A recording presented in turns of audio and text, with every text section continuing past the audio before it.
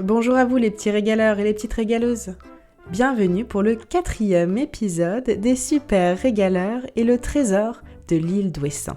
Si tu n'as pas encore écouté les 3 premiers épisodes de cette histoire, cours-y vite. Mais si tu attendais avec impatience la suite, laisse-moi te rafraîchir les idées sur ce qui s'était passé. Après une enquête acharnée, Charlie retrouve enfin la Éléonore du pendentif. C'était bien celle de la boutique de vêtements au bourg. Elle a promis à Charlie de la mener jusqu'au trésor, à une seule condition, qu'il lui redonne son pendentif en or et que leur aventure reste secrète. Prétextant une partie de pêche, Éléonore arrive chercher Charlie et Anna pour les conduire jusqu'au trésor. Bonne dégustation à toi pour la 4e partie de cette histoire.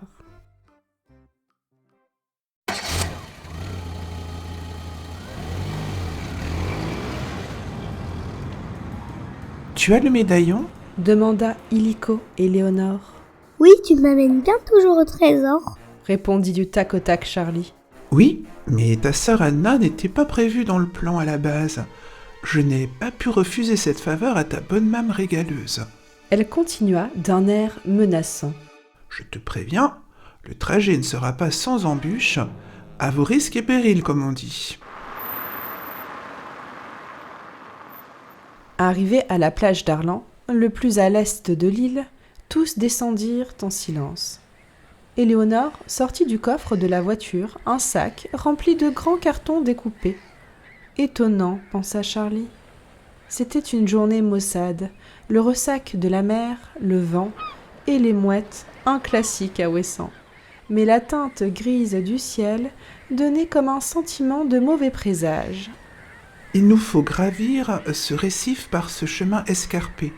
Attention aux éboulements de pierre qui pourraient vous faire tomber. Leur expliqua Éléonore. Ils commencèrent leur ascension en file indienne pour atteindre le haut de la falaise. Anna, qui marchait entre Éléonore et Charlie, venait tout juste d'avoir 2 ans, et malgré son jeune âge, c'était une très bonne grimpeuse et marcheuse. Charlie, lui, n'avait jamais trop apprécié les sensations fortes. De voir sa sœur aussi téméraire lui donnait la force de se surpasser. Il était finalement content que sa sœur l'accompagne dans cette aventure. Bien les enfants, bravo ! Les félicita Éléonore une fois arrivés au sommet. Il leur fallait maintenant traverser ces grandes herbes hautes. Elle sortit la boussole de son sac et se concentra. C'est que je ne suis pas retourné dans cette grotte depuis des années, mais j'avais noté toutes les coordonnées GPS au cas où je devrais y retourner un jour. Expliqua Éléonore. C'est par ici. Il faut que nous marchions tout droit pendant 350 mètres. Les herbes étaient bien trop hautes pour la taille de petite régaleuse. Éléonore dut la prendre sur ses épaules. Fais attention à ne pas laisser 1 centimètre de peau dépasser. Tu pourrais te faire mordre par une tique, avertit-elle Charlie. Il cacha immédiatement ses mains dans ses manches. Il se souvenait d'une morsure de tique qu'avait eue papa régaleur l'été dernier. Cette petite bête aussi petite qu'un puceron était passée inaperçue et avait en une seule nuit triplé de volume, se délectant du sang bien sucré de papa régaleur. Il n'était pas question que cela lui arrive. Une fois ses mains bien cachées dans ses manches, il décida qu'il était temps qu'Éléonore lui donne quelques explications sur ce médaillon. Si ce n'est pas trop indiscret, j'aimerais en savoir plus sur l'histoire de ce pendentif. Lui demanda Charlie. Je suis d'accord, mais il faut avant toute chose que tu me promettes de garder à jamais le secret que je vais te raconter. Lui dit-elle avec un air grave. Tu peux me faire confiance. Charlie n'avait qu'une hâte, connaître ce secret. Sur les épaules d'Éléonore, Anna surplombait la falaise. Les yeux au loin, elle commençait à s'endormir au rythme des pas et du bruit des vagues. C'est à ce moment-là qu'Éléonore raconta le début de son histoire. Tout a commencé l'été 2002, il y a de cela 19 ans tout pile, vois-tu. J'avais alors 18 ans. Comme tu le sais peut-être, je suis né sur cette île et j'y ai toujours vécu. 18 ans pour beaucoup d'Iliens et d'Iliennes signifie le début de la vie sur le continent. Et pour ma part, à Paris, dans la capitale, pour poursuivre mes études. J'y ai passé une année fabuleuse. Je m'y suis fait beaucoup d'amis et surtout un amoureux. Il s'appelait Étienne. Charlie était suspendu à ses lèvres. Il voulait se souvenir de tous les détails de cette histoire. Mes parents sur l'île avaient, depuis que j'étais toute petite, le souhait de me marier avec le fils d'un des gardiens de phare de Kéréon. Tu vois, celui-là même. Elle pointa le doigt vers un phare au loin.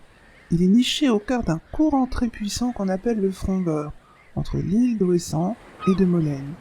Les vagues étaient tellement déchaînées parfois que les gardiens risquaient de perdre la vie en montant dans ce phare. Des conditions de vie très très difficiles. Aujourd'hui, il n'est plus question d'allumer un feu pour le mettre en marche, ou d'utiliser du pétrole.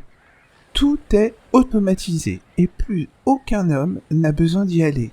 Mais à l'époque, mes parents étaient très admiratifs de ces gardiens de phare, et quel plus grand honneur que de marier sa fille à l'un de leurs fils.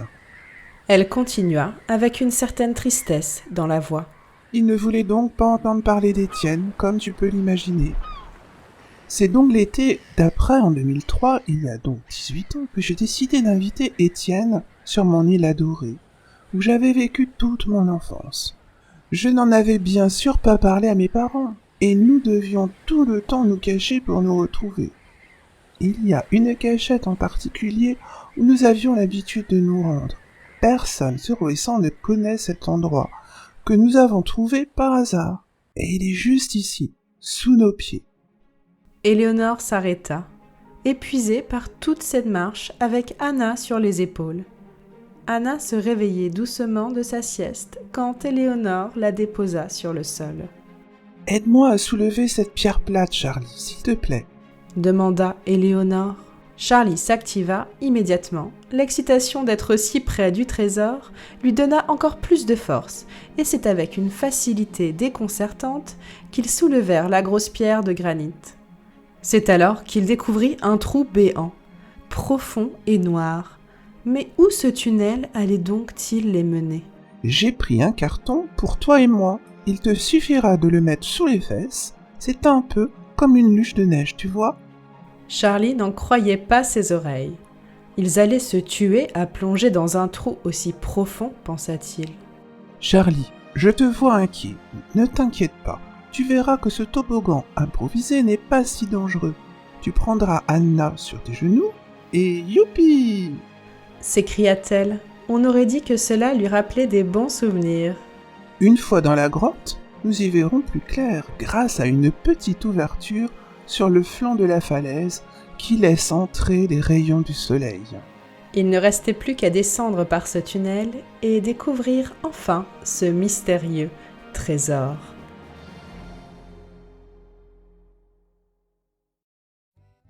Et oui, les super régaleurs, c'est déjà fini. On espère que ça t'a plu.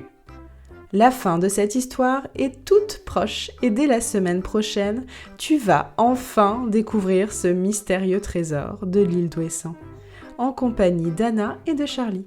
Alors, reviens nous voir mercredi sans faute pour ne pas en rater une miette. Je te prépare également une vidéo avec de belles images de Ouessant pour te faire découvrir cette magnifique île. J'ai hâte de te la faire découvrir. À très vite pour d'autres aventures délicieuses.